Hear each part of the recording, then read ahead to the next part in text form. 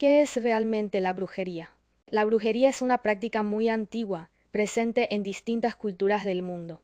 Antes, quienes la practicaban eran vistos como sabios por su conocimiento de plantas, naturaleza, ciclos y energía. No era solo magia, sino conexión con el entorno. Con el tiempo cambió su significado. Para algunos es espiritualidad, para otros tradición. También fue malinterpretada y provocó miedo y persecuciones. Hoy sigue generando curiosidad y misterio.